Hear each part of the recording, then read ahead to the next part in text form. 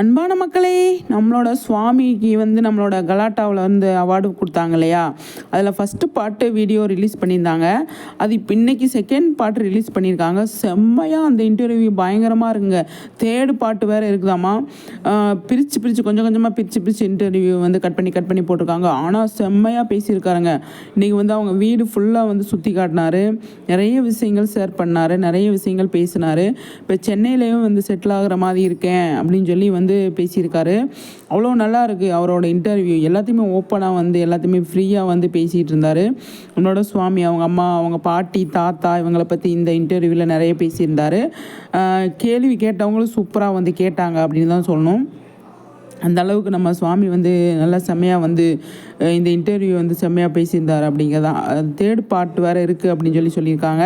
முக்கியமாக வந்துட்டு சென்னையில் வீடு இல்லை, ஆனால் போயிட்டு வந்துக்கிட்டு இருக்கேன், அப்படி வீடு சீக்கிரமாக வாங்க போகிறேன் அப்படின்னு சொல்லியிருந்தார். அந்தளவுக்கு உழைக்கிறாரு, அவர் வாங்குறாரு அப்படிங்கிறத சந்தோஷமாக இருக்குது. ஆனால் சென்னையிலே வேலை அடுத்து ஒரு ப்ராஜெக்ட் ரெடி பண்ணிகிட்டு இருக்காங்க. அதனால் வந்து அங்கேயே வந்து இருக்கலாம் அப்படின்னு சொல்லிட்டு தான் நான் வந்து இருக்கிறேன். ஏன்னா இங்கேயே வந்து போக முடியாது, கிட்டத்தட்ட 500 கிலோமீட்டருக்கு அங்கிட்டு இருக்காங்க.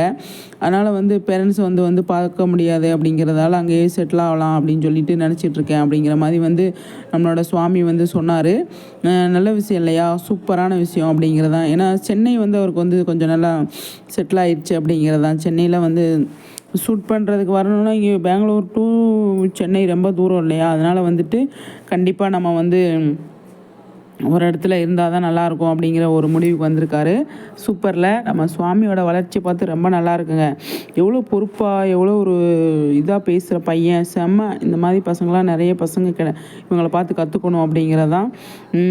கண்டிப்பாக கற்றுக்கணும் அப்படிங்கிறதான். அவங்க அப்பா அம்மா பற்றி அவ்வளோ விஷயங்கள் நிறைய சொன்னாங்க.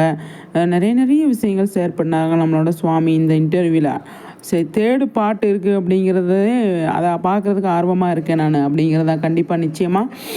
நீங்கள் என்ன நினைக்கிறீங்க மக்களே, சொல்லுங்கள் சரிங்களா?